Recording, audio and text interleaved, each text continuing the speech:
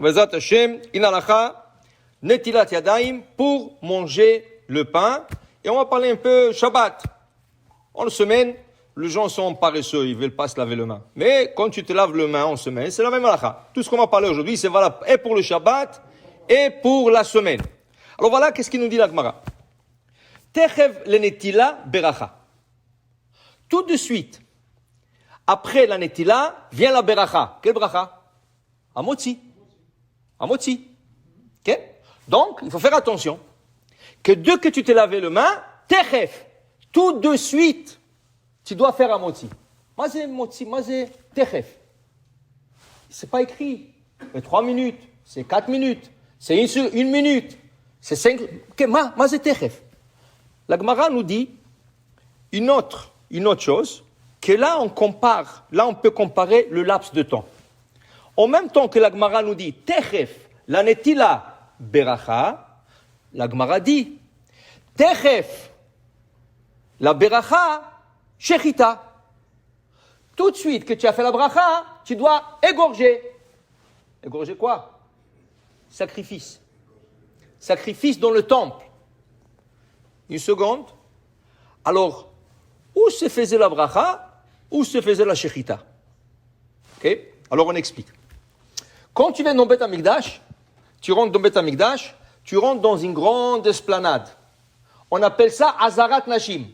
Nous, on appelle Azarat Nashim la section des femmes. Mais dans le Beth Amikdash, la première section, la grande esplanade, s'appelait Azarat Nashim. Pourquoi? Parce que tout à fait au début, les femmes rentraient là-bas aussi. Ok? Après, pour séparer les femmes des hommes, ils ont construit une mezzanine. Et là, ils plaçaient les femmes sur la mezzanine. Mais avant, les femmes étaient en bas. Le problème a commencé quand les hommes dansaient à Simchat Torah. Simchat Bet HaShoeva, pardon. Les hommes se poussaient vers les femmes. Et là, ils se mettaient à côté des femmes. Les Chachamim n'ont pas aimé ça. Donc, ils ont dit, on ne va pas laisser les femmes là-bas. Même si elles sont de côté, mais les hommes, ils dansent jusqu'à qu'ils arrivent à côté des femmes. Alors, ils ont décidé de construire une mezzanine. Comme ça, il n'y a pas de mélange. Ça, c'est la source de la Hazara. D'où ce qu'on sait qu'il faut faire un Hazara, la Gemara, dans Souka, c'est la source. Okay? Maintenant, cette esplanade a continué à être appelée Hazarat Nashim. Parce qu'il y avait là-bas aussi la Hazara de femmes, la mezzanine. Ok? Maintenant, tu rentres là-bas, tu vas jusqu'au fond. Au fond, ici, je prends ici par exemple, au fond, il y a 15 escaliers. Tu montes 15 escaliers, tu es devant 2 grandes portes. On appelle ça les portes de Nicanor. Ok? C'est un homme qui voulait faire un don.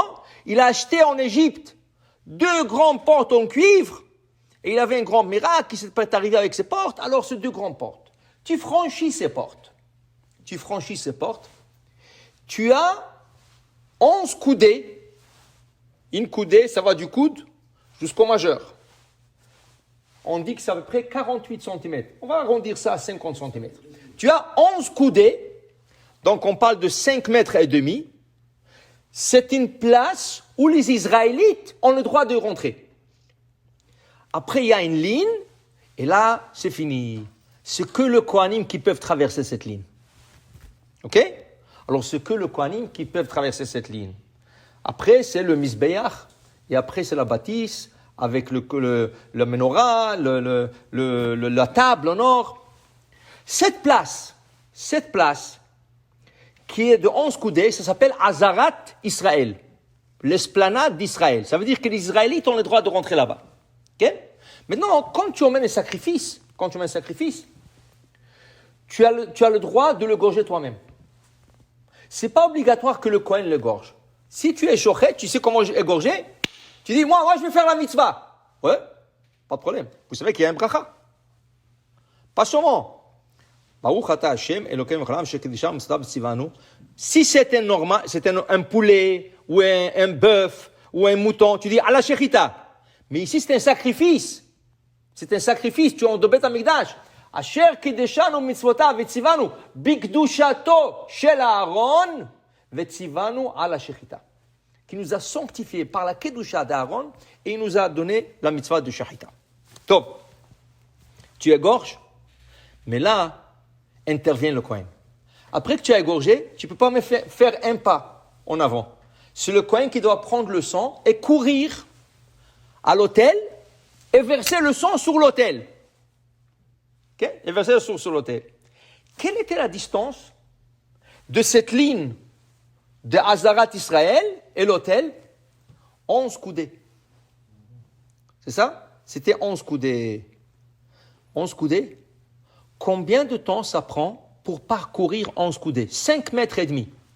Si je dois marcher maintenant, on va dire 17 pieds. 17 pieds. Combien de temps ça prend? 17 secondes. Même pas. 10 secondes. On va dire tu marches très doucement. En 15 secondes.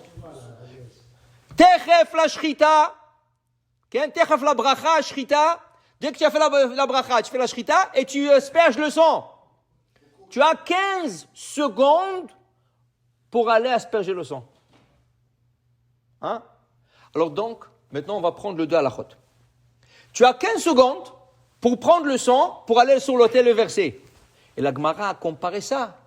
Techef la bracha, techef la netila, beracha. Dès que tu as fait la netila, tu dois faire un motzi. Combien de temps tu as? 15 secondes. 15 secondes. Donc, qu'est-ce qu'on comprend de là? Tu dois te laver les mains à la cuisine. Mais de la cuisine, dans la salle à manger, tu n'as pas 17 coudées, 17 pieds, pardon. Tu as 25 pieds, tu as 30 pieds pour arriver à la salle à manger. C'est trop. C'est trop. Ça peut être considéré comme une interruption. Qu'est-ce qu'il faut faire? Alors les Ashkénazes, ils ont résolu ce problème. Pas tous les Ashkénazes, mais les Ashkénazes qui sont très méticuleux dans leurs actions, et ils ont beaucoup de zèle, ils se sont fait un petit lavabo dans la salle à manger. Et ils couvrent ça par une armoire. Tu ne le vois pas. Quand tu rentres, c'est un beau meuble ça. Il t'ouvre le meuble. Ah, tiens. Alors lui, il ne fait même pas 3 pieds à table. Il ne fait même pas, et sa table est là. Mais ce n'est pas tout le monde qui peut le faire. Ce n'est pas tout le monde qui a la possibilité de le faire. Alors qu'est-ce qu'on fait? Dis le Kaf HaChaim, Rabbi Yaakov Sofer, Rabbi Kaf Haim. Quand est-ce que termine la Netila? Quand est-ce que se termine la mitzvah de Netila? Quand je m'essuie le main. Quand tu sèches le main, une fois qu'ils sont secs, c'est là que la Netila s'est arrêtée. Okay? Donc, dis le Kaf HaChaim, si ta place est trop loin, plus que 15, 17 pieds, tu sais qu'est-ce que tu fais? Tu marches avec les mains mouillées jusqu'à très proche de la table. Où est-ce qu'il le dit? Il est dit dans la loi de Souka. Parce que la Souka, c'est le plus grand problème. Beaucoup de gens, pour marcher de lavabo à la Souka, par exemple, si je prends ici, c'est de la 2e étage de cet immeuble, il faut descendre au rez-de-chaussée, il faut tourner en dehors de la porte jusqu'à aller à la Souka. Combien de pieds il y a? Okay?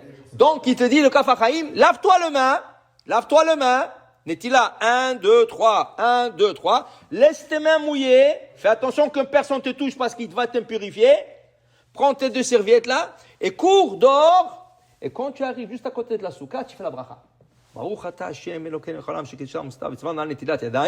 Tu te suis le main, et tu fais la bracha de Hamotzi. Est-ce qu'on peut le faire dans la souka? Tu peux le faire dans la Souka? Oui, si tu as de l'eau, mais ce n'est pas toujours que tu as de l'eau. Oui.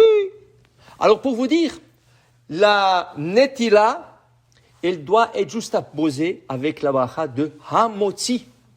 Il faut que tous les deux ils vont de pair, ensemble, un après l'autre. Alors, Chacham, qu'est-ce qu'on dit? Chacham et Nav Berosho. Le Chacham, il regarde en avant.